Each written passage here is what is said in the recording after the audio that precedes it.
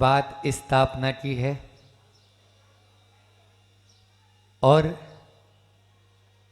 कल हमने जैसा कहा था कि स्थापना चली रही है।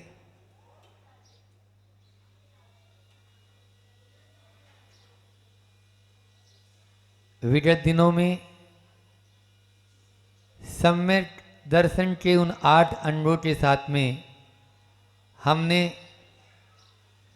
जिसको व्यवहारिक रूप में और भीतरी निर्मलता हमारे परिणामों में कैसे आए, इन दोनों ही रूप में अपन ने देखा, सुना, समझा और कोशिश कर रहे हैं उसको अपने आचरण में उतारने की भी।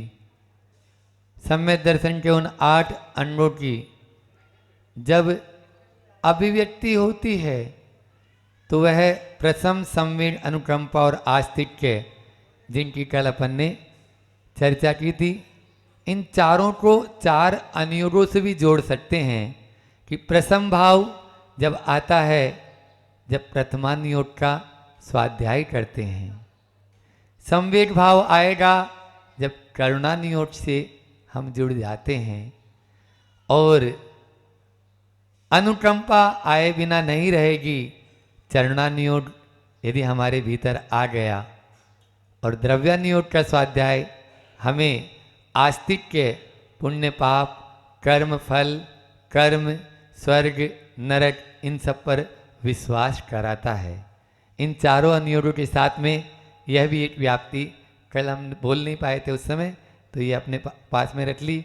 आज उसी को और आगे बढ़ाते हैं और एक नई श्रृंखला की शुरुआत करते हैं।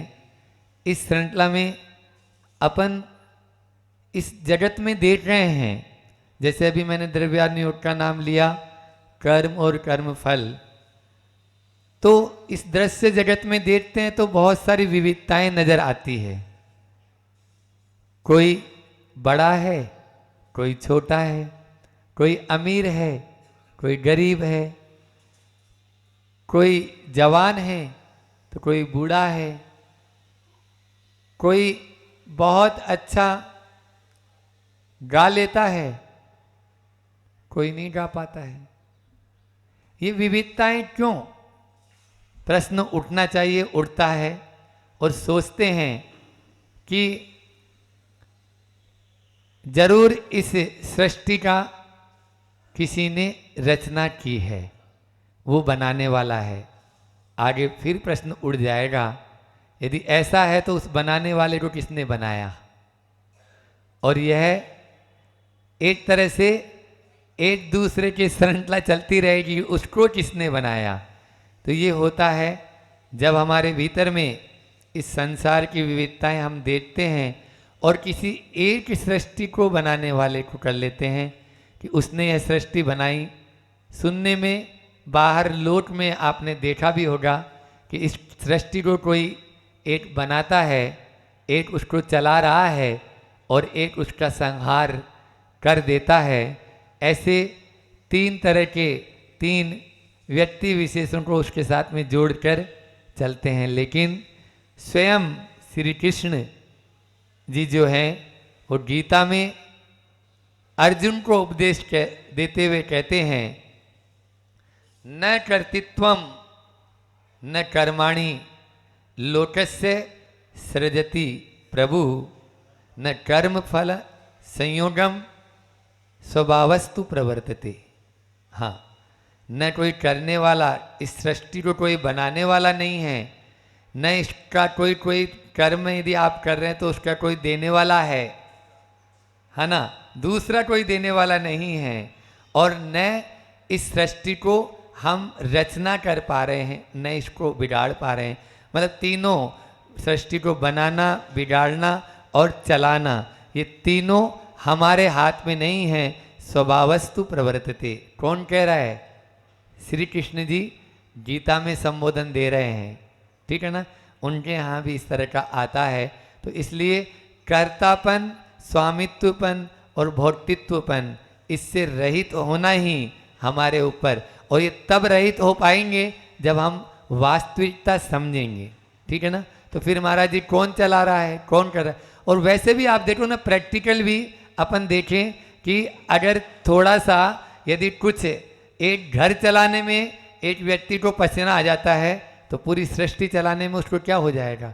समाज के अध्यक्ष यहाँ बैठे हुए हैं तो वो खुद बोलते हैं कि नहीं महाराज जी बड़ी समस्याएं आती है बार बार, तो बहुत सारी समस्याएं उनके सामने भी खड़ी हो जाएगी। और फिर वो किसी को दुखी क्यों करेगा, वो तो सबको, क्या इतना दयालु नहीं है हमारा प्रभु। प्रभु तो दयालु है, कृपालु है, दयावान है, दया निधान है, करुणावान है। तो वो क्यों किसी को सुखी और दुखी, आप सुखी तो चलो कर देंगे, दुखी क्यों करेंगे, है ना। और आज जगत में जहां देखते हैं वहां सब दुखिया ही दुखिया नजर आ रहे हैं। क्या ऐसा प्रभु करेंगे। एक बार ऐसा हुआ कि एक मित्र जो है किसी दूसरे मित्र के यहाँ गया, वो जैन थे, तो जैन के यहाँ वो जैनेतर जो मित्र थे वो आए और उन्होंने चर्चा ही चर्चा में ऐसा कहा कि देखो आज भगवान का बड़ा शुक्र है या धन्यवाद देते हैं हम कि मेरी पत्नी की दोनों किडनियाँ फैलती, दोनों किडनियाँ फैलती, किडनी फैलती मतलब, लेकिन प्रभु की कृपा से ठीक हो गई, अभी वो चल रही है, अभी वो जी रही है, अच्छे से चल रही है। तो तुरंत वो जैन जो मित्र थे वो बोलते हैं कि यदि ऐसा था तो उस प्रभु पर मेरा विश्वास नहीं है, उस प्रभु पर मेरा विश्वास क्यों। यदि ऐसा था तो उसने किडनी फैली क्यों की, यदि उसको ठीक ही करना था तो उसने फैली क्यों की। ये एक जो है ना हमारे अंदर में आना चाहिए। तो फिर कैसा है, प्रभु है हमारा दर्पण के वत, दर्पण होता है ना, तो दर्पण को देखा तो दर्पण के सामने जाते हैं, क्या दर्पण हमारे दांत दब्बे पहुंच देता है, बोलो। प्रभु की भूमिका उतनी ही होती है कि उनके गुणों को देखने से हमारे भीतर के स्वयं के गुण हमें याद आ जाते हैं। हाँ, नहीं तो ऐसा नहीं समझ लेना कि फिर प्रभु के दर्शन ही नहीं करने आओ, तो और गड़बड़ हो जाएगा। सूरज तो रोज निकलता है, सूरज तो रोज निकलता है, प्रकाश उसी को मिलता है जो बाहर निकलता है। जो अंडरग्राउंड में बैठा है, 7 तल्ले अंदर में है, एसी के अंदर बंद होके पैक होके बैठा है, उसको सूरज के दर्शन नहीं होंगे। प्रभु के दर्शन भी उसके होंगे जो बाहर आएगा। और जितना जितना आप दरवाजा खोलेंगे उतने उतने ही दर्शन होंगे। आपने अपनी कुटिया के दरवाजे पूरे चारों तरफ से पैक कर रखे हैं, तो लाख कोशिश कर ले, सूरज की एक किरण भी अंदर नहीं आ पाएगी। क्यों? क्योंकि आपने ऐसी दीवारें, सशक्त दीवारें आपने पहले ही बना चुके हो। तो इसलिए उस सूरज के दर्शन करना है तो आपकी ये दीवारें भी तोड़नी होगी। मैं बात कर रहा था दर्पण की। तो दर्पण जो है ना, वो जिस प्रकार से हमारा दांत दब्बे पहुंचता नहीं है, दर्पण कभी भी सामने उसके आग जला दो, आग उस दर्पण में जरूर आएगी, दिखेगी, लेकिन जलेगा नहीं। आप सरोवर होगा उसके सामने तो, लेकिन दर्पण गीला होगा क्या? नहीं होगा। इसी प्रकार से हमारे भीतर में भी एक ईश्वर है, हमारे भीतर में भी एक परमात्मा है। उस परमात्मा को यदि पाना है, उस परमात्मा को यदि पाना है तो निश्चित रूप से प्रतिदिन हमें उस दर्पण के सामने जाना है, उस दर्पण के सामने जाना है। उसके सामने आप अभी यहाँ आए थे, उसके पहले सब आईना देख के आए हो, है ना। और दर्पण का दूसरा नाम है आदर्श। दूसरा नाम क्या है? आदर्श, आइडल, है ना। तो आदर्श जो बनता है वही दर्पण बनता है। इसलिए आज से उन्हीं गुणों की अपन को चर्चा करना है। और इन गुणों में अभी कब तक चलेंगे? चलते जाएंगे, क्योंकि अब तो चातुर्मास समापन की ओर निकट ही है। तो इसलिए अपन इन एक एक गुणों को अपन आचार्यों की परिभाषा के अनुसार लेते चले जाएंगे। इसलिए उस परमात्मा, वो परमात्मा कोई व्यक्ति नहीं है कि कहीं रहता हो तो वहां जाकर अपन मिल लें। वो परमात्मा कोई व्यक्ति नहीं है कि भैया उससे, वो गुण है। अपने यहाँ गुणों की पूजा होती है, व्यक्ति की नहीं। आप अरिहंत कहीं ढूंढो तो मिलेगा नहीं। हाँ, अरिहंत नाम का यहाँ पे व्यक्ति जरूर रहता है, मंत्री जी के पुत्र का नाम अरिहंत है, तो उससे मिलना चाहो जरूर है। लेकिन हमारे यहाँ ऐसा नहीं है। जो 46 जो गुणों से युक्त होते हैं, 18 दोषों से रहित होते हैं, 4 घातिया कर्म नाश को प्राप्त हो जाते हैं जिनके, उनको अरिहंत कहा। इसलिए हमारे जैन धर्म में गुणों की पूजा होती है, व्यक्ति की नहीं। और उन गुणों की ही हमें आराधना करना चाहिए, तभी हम गुणों को प्राप्त कर पाएंगे। इसलिए आप व्यक्ति का जन्म होता है और व्यक्तित्व का निर्माण, समझ में आ रहा है ना? तो जिन आपको यदि व्यक्तित्व को अपने भीतर में उतारना है, लाना है, तो उन्हीं गुणों को ले लेना है जो हमारे प्रभु में है, जो हमारे गुरुओं में है, जो हमारे जिनवाणी कहती है, उनको अपने जीवन में देव शास्त्र और गुरु के द्वारा जो कहा गया है उनको अपन भीतर में उतार लें। वास्तव में जो एक बार ऐसा हुआ कि रविंद्रनाथ टैगोर थे, तो उन्होंने गीतांजलि की रचना की है ना?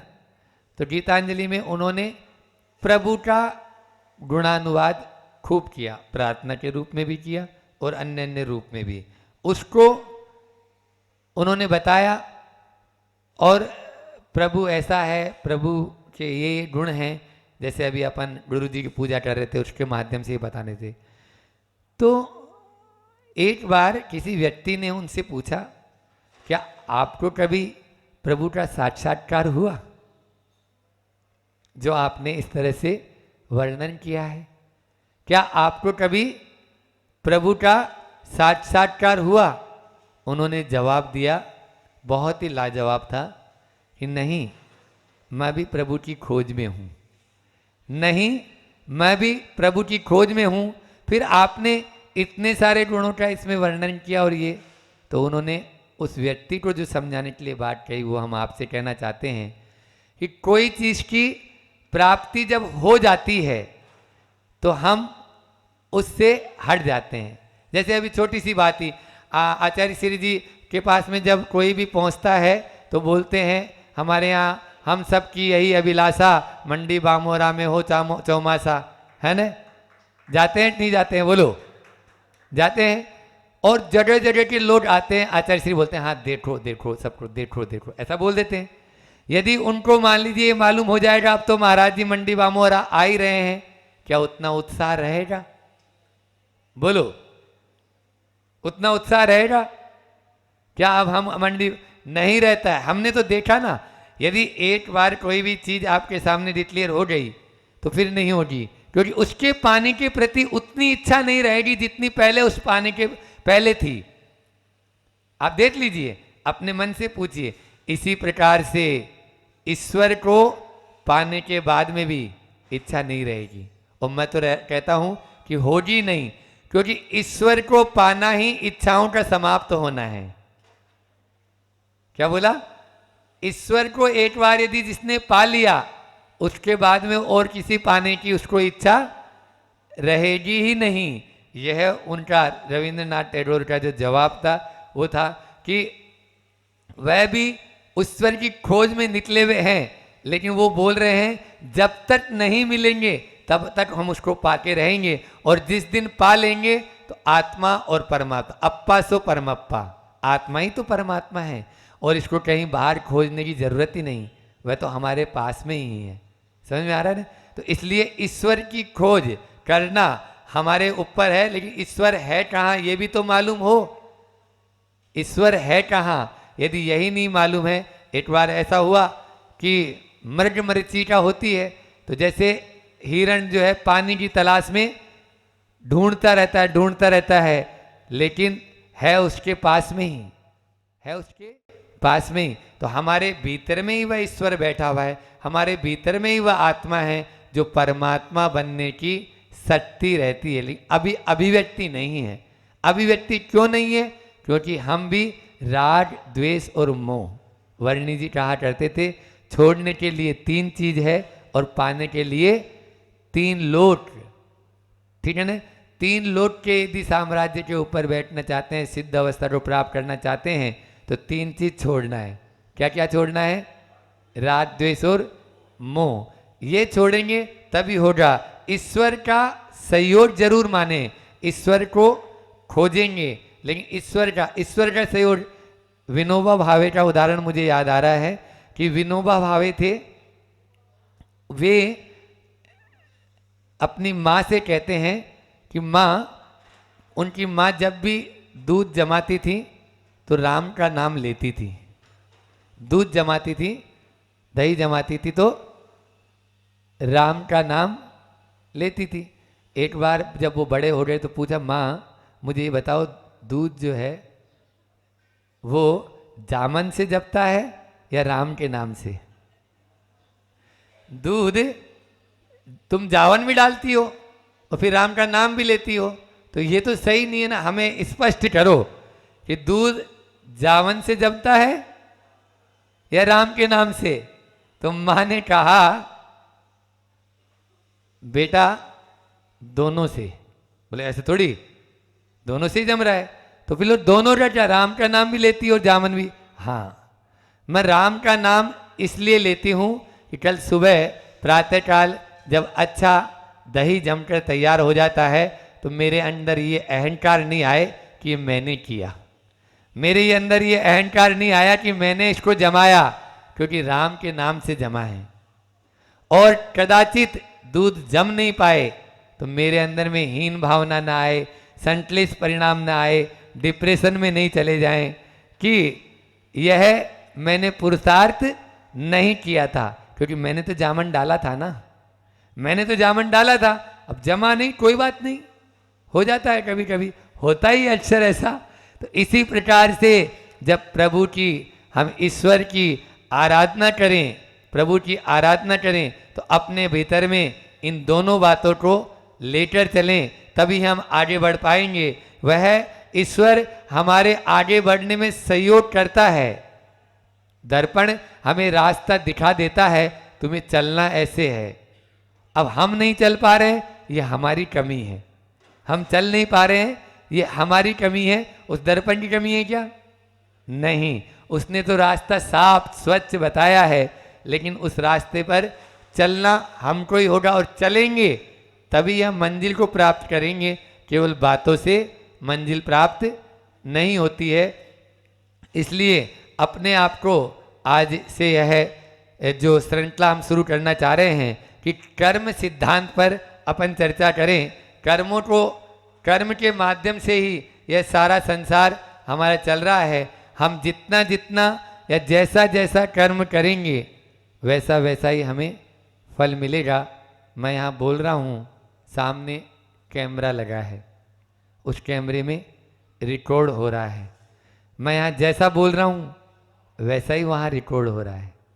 यदि मैं यहाँ हंसाने की बात बोलूँगा तो वहाँ पर वही बात रिकॉर्ड होगी, और यहाँ पर हम कोई उदासी की या गमगीन या दुखी बात बोल दें, दुख की बात बोल देंगे तो वहाँ पर वही रिकॉर्ड हो जाएगा। जब कभी भी आप उसको, एक बात और बता दें, इसमें जो अंदर में लगी है ना छोटी सी जो चिप या कैसेट लगती है, तो वो कैसेट आप उसको देखेंगे अलट पलट कर, दिखेगा कुछ नहीं, लेकिन भरा हुआ सब है। दिखेगा कुछ भी नहीं, लेकिन भरा हुआ उसमें सब है। हाँ, इस कैमरे में एक सुविधा है, जब कभी भी वो प्ले होगी ना, आपको वही सुनाई देगा। गाली है तो गाली सुनाई देगी, और यदि प्रभु की वाणी है तो प्रभु की वाणी सुनाई देगी। एक सुविधा और कि आप अच्छी बात है तो बार बार रिवर्स करके उसको बार बार सुन लेंगे, और बुरी बात है तो तुरंत फॉरवर्ड करेंगे, आगे बढ़ा देंगे। और सुविधा है इसमें, क्या सुविधा है?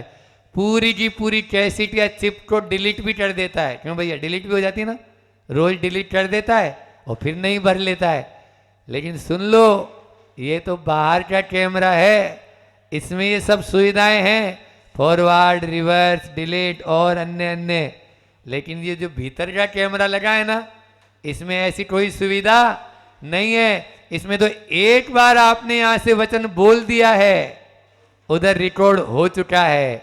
एक बार आपने मन में चेष्टा कर ली है, उधर रिकॉर्ड हो चुका है।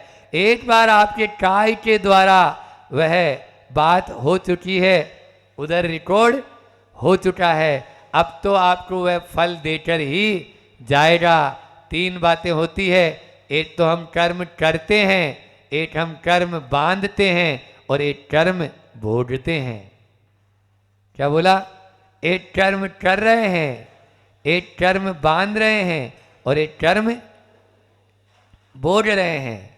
आप देख लीजिए, तो जो जो कर्म हमने किया है वो भोगेंगे, चाहे हम होएं तो, आप होएं तो, और चाहे तीर्थंकर होएं तो। इसलिए स्वयं किए जो कर्म शुभाशुभ, कल भी बोला था, फल निश्चय ही वे देते। एक समय में बांधा हुआ कर्म कितने समय तक फल देगा मत सोचो। इसलिए और फिर दूसरा एक और है, कर्म उदय में जो आना है उसमें हम परतंत्र हैं। सुन रहे हो क्या? क्योंकि हमने बांधा है, हमने बांधा है, उदय में आएगा ही आएगा। 2 तरह से आ सकता है, सविपाठ अविपाठ। समय पर भी आ सकता है, असमय पर भी आ सकता है। हम लोग हैं जो असमय पर बुला रहे हैं कि आजा बेटा, छाती है, चला तुम तो गोली, कितनी चला सकता है, तेरे में हिम्मत है तो, ठीक है ना? कितना डर, क्योंकि बांधा है ना। आएगा, आज भोगो तो, कल भोगो तो, इस जन्म में भोगो तो, अगले जन्म में भोगो तो, भोगना तो पड़ेगा। यही हमारे शास्त्री जी बोलते हैं, यही हमारे गुरु बोलते हैं, ठीक है ना? इसलिए कर्म भोगने में आप परतंत्र हैं, कर्म करने और बांधने में स्वतंत्र, बिल्कुल स्वतंत्र। आप नया कर्म बांधें कोई जरूरी नहीं, आप नया कर्म करें कोई जरूरी नहीं। बैठ जाओ हाथ पर हाथ धर के, आने दो कितना आ रहा है, कुछ नहीं होगा, वो फल देगा और चला जाएगा, फल देगा और चला जाएगा। लेकिन यदि उसके उदय में हमने फिर से और वैसे ही परिणाम कर लिए तो फिर से नया बांध लेंगे।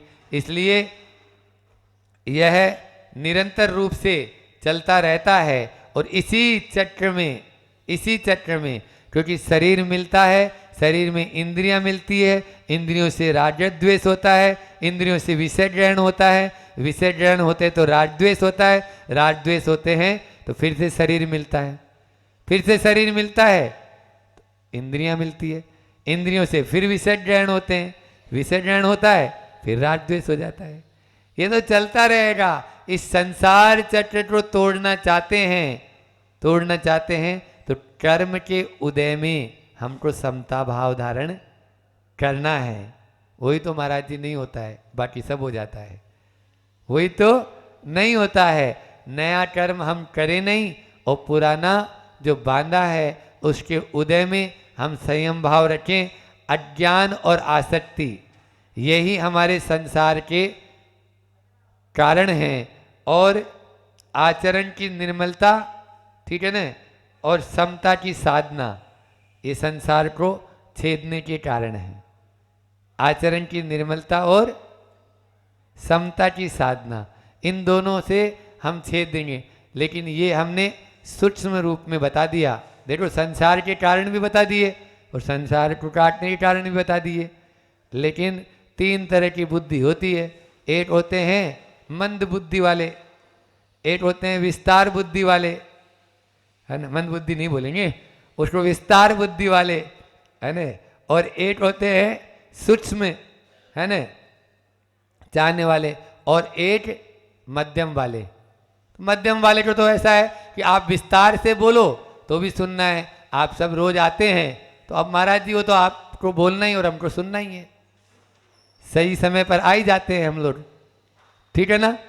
तो ऐसा, ये तो मध्यम बुद्धि हो गई। एक शॉर्ट में जो अभी बताया कि भैया 2 बातें, अज्ञान और आसक्ति, ये संसार को बढ़ाने वाले हैं, आचरण में निर्मलता और समता की साधना ये संसार को घटाने वाले हैं। लो, हो गया काम। इतना ही तो सारे शास्त्रों का सार ही यही है। लेकिन नहीं, हम लोगों को बार बार जो इतने दिनों चाहे 16 कारण भावना हो, चाहे 12 भावना हो, चाहे वो सागार धर्मामृत का अपन ने जो किया था पहले शुरू में 16 दिन, और अभी ये जो श्रृंखला चल रही है, इनके माध्यम से, या 8 अंग हो सम्य दर्शन, इनके माध्यम से बार बार वही यही विस्तार बुद्धि कहलाती है। और इस विस्तार बुद्धि के माध्यम से ही वर्तमान में इसी से हमारा कल्याण हो सकता है। क्योंकि हम यदि थोड़े से में मान ली संतुष्ट हो गए तो कल्याण नहीं है। क्योंकि वर्तमान में हम यहाँ पर आते हैं, कितनी देर बैठे बताओ, कितनी देर बैठ रहे हो? 1 घंटा, आधा घंटा, और बाहर में 23.5 घंटा। तो बाहर की हवा ज़्यादा है या यहाँ की हवा ज़्यादा है? अब बाहर की हवा ही काम करेगी ना। तो इसलिए बार बार इन बातों को पढ़ेंगे, सुनेंगे, करेंगे, अपन समझेंगे, तब ही तो आगे बढ़ पाएंगे। इसलिए इन चर्चाओं का सार भी यही है कि हमें ऐसा कोई भी कर्म हमारे द्वारा न हो जिसके माध्यम से हमारा संसार परिवर्धित हो, वर्धित हो, है न, बड़े हो। हाँ, ऐसा काम करें जिससे संकुचित हो जाए हमारा संसार। जैसे आश्रव उसमें बताया था कि अगर आता रहेगा जल तो कभी भी सूखेगा कोई भी सरोवर नहीं सूखेगा। तो क्या करें, उसको रोक दो, है ना, उसको संवर करें, निर्जरा करें, ताकि हम उस मूर्ति रूपी लक्ष्मी को प्राप्त कर सकें। इन्हीं भावनाओं के साथ में आज का हाइकू भी लेना है, लेकिन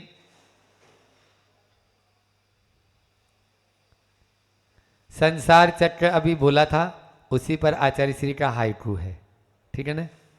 संसार चक्र है ना, तो चक्र होता है। तो आचार्य श्री ने कहा कि केंद्र को छूती नपी तुली या नपी सीधी रेखाएं, नपी सीधी रेखाएं, तुली बोले या सीधी बोले, ऐसा दोनों है उसके। तो केंद्र को छूती नपी सीधी रेखाएं व्रत बनाती, व्रत बनाती। आप लोगों को गोला बनाना है, गोला बनाना है तो कुछ रेखाएं, आप कभी शांति विधान का मानना माना हो, हमने खूब करवाए पहले ब्रह्मचारी अवस्था में कई बार। तो तुरंत कुछ ही देर में एक बीच में बीचों बीच एक पॉइंट बना देते थे, उस पॉइंट से 4 रेखा खींचते थे, फिर 8 खींचते थे और उनको मिला देते थे। तो केंद्र को छूती हुई नपी सीधी रेखाएं व्रत बनाती। क्या हुआ महाराज जी अर्थ, और इस प्रवचन से उसका क्या संबंध है? देखो, केंद्र से जब बाहर की ओर जाएंगे, केंद्र से जब बाहर की ओर जाएंगे तो वे रेखाएं दूर दूर हो जाएगी, दूर दूर हो जाएगी, और वो संसार को बढ़ाएगी, संसार को बढ़ाएगी। उन संसार को जो बढ़ाने वाली जो रेखाएं हैं, उन सबको हम एक बिंदु पर लाकर केंद्रित कर देंगे, उस आत्मा पर केंद्रित कर देंगे, तो सारा का सारा संसार हमारा सिमट कर एक बिंदु हो जाएगा। नहीं समझ में आ रहा? जैसे चक्र होता है ना, चक्र में आरे होते हैं, उन आरों का एक सेंटर बिंदु होता है। तो सेंटर पर लाकर यदि हम अपने इस ध्यान को, मन को, वचन को और काय को वहां केंद्रित कर देंगे, तो जो चक्र बन रहा था, अब वो चक्र बनेगा क्या? नहीं, समझकर एक बिंदु में हो गया वो। इसी प्रकार से संसार के इस चक्र से यदि छुटकारा पाना चाहते हो तो बाहर की ओर मत जाओ। जो बाहर में जो रेखाएं गई हुई है ना, उन रेखाओं को सीधी सीधी बीच में ले आओ, तो सारी की सारी रेखाएं सिमट कर एक डॉट पर आ जाएगी। एक उदाहरण के माध्यम से और इसको स्पष्ट कर देता हूं कि 4 मित्र थे, 4 मित्र थे। वो चारों मित्र घूमने के लिए निकले, है ना। अब उन लोगों को मालूम था कि इस जंगल में खजाना गड़ा है, इस जंगल में खजाना गड़ा है। अब उस खजाने की तलाश में वो चले। जैसे ही चले तो देखा एक खदान मिली, तांबे की खदान। तो पहला मित्र बोलता है वाह कितना तांबा है, अरे इसका तो खूब अपना इस्तेमाल करेंगे और अच्छे अपन जो है इसको बेचेंगे, पैसा आ जाएगा। और वो वहीं पर रुकने की कोशिश करता है। तो तीनों ने समझाया नहीं नहीं अभी और आगे मिले, नहीं नहीं आप लोग जाओ मैं तो यहीं रुकूंगा। वो वहीं संतुष्ट हो गया। जब आगे चले तो एक और खदान मिली, वो चांदी की खदान थी, वो चांदी खदान थी। दूसरा मित्र एक और बोला कि नहीं नहीं हम तो ये चांदी से ही संतुष्ट हैं, आप लोग देख लो अब आगे जाके। तो इस तरह से दो मित्र और आगे चले। तीसरे मित्र जैसे ही दोनों मित्र आगे चले तो वहां पर एक सोने की खदान नजर आई। ठीक है, तीसरा मित्र उसमें भी संतुष्ट हो गया, क्योंकि चौथे के मन में अभी ये भाव है कि आगे हीरे जवाहरात की खदान भी मिलती है। और थोड़ा आगे ही तो जयपुर में तो हीरे जवाहरात मिलते ही हैं, है ना। तो वहाँ जोरी बाजार भी है, तो जरूर हीरे जवाहरात मिलेंगे। तो वो और आगे चलने की कोशिश किया और वहाँ पर उसको हीरे जवाहरात की खदान तो दिखी, लेकिन देखा कि यहाँ तो दिख नहीं रहा कुछ भी, खदान तो है। तो एक वहाँ पर एक व्यक्ति बैठा है और वो व्यक्ति जिसके पीछे एक चक्र घूम रहा है, एक चक्र घूम रहा है, चमक रहा है, दीदीप्यमान है। तो सोचा इसी से पूछते हैं भैया कि यहाँ हीरे जवाहरात की खदान कहाँ है। तो उससे बोला क्यों भैया हीरे जवाहरात की खदान है यहाँ पे? हाँ है ना, आपने देखा? बोले हाँ देखा है हमने। तो बता दो भैया मुझे। बोले बता सकता हूँ लेकिन एक शर्त है, एक शर्त है। बोले क्या? बोले तुम्हें मेरे स्थान पे बैठना पड़ेगा, तुम्हें मेरे स्थान पर बैठना पड़ेगा। बोले कोई बात नहीं हम बैठ जाएंगे, लेकिन आपको बताना पड़ेगा। वो जैसे ही वो उठा और उठा तो वो स्वयं बैठ गया। अब बैठ गया तो वही चक्र फिर से घूम रहा है उसके सिर के पीछे, ठीक है, इसके सिर के पीछे घूम रहा है। तो बोले अब बता दो। बोले अब बताने की जरूरत नहीं है, क्योंकि वो खदान मुझे मिल चुकी है। वो खदान हीरे जवाहरात की जो खदान थी ना, वो वहां जब तक बैठा था तब तक वहां पहुंच नहीं पा रहा था। अभी भी आप समझ नहीं पाए। ये 84 का जो चक्र है ना, इस चक्र के पीछे जब तक लगे रहेगा ये आपके पीछे, तब तक वो खदान नहीं पा सकते। उसने सोचा जब तक ये किसी के पीछे नहीं लगेगा तब तक मैं यहाँ से उठ नहीं सकता हूँ, और कोई आएगा मैं उसको यहाँ बैठा दूंगा और मैं उठ जाऊंगा। तुरंत उस दूसरे को बैठाया और खुद उस खदान का मालिक बन गया। यदि आप भी अपने भीतर की उस खदान का मालिक, पहले बात तो इधर एक अभी जैसे मैंने पहले ही बताया था कि वो बाहर में कहीं है ही नहीं। वो जो हीरा जवाहरात है वो हमारे भीतर की खदान है, वो हमारे भीतर में है। यदि उसके सच्चे मालिक बनना चाहते हो तो आप किसी बाहरी चक्कर के पीछे मत पड़ो। आप बाहरी चक्कर के पीछे पड़ जाओगे तो चक्कर में ही पड़े रहोगे, और चक्कर खाते खाते खाते खाते चकरा जाओगे, लेकिन चकनाचूर हो जाओगे।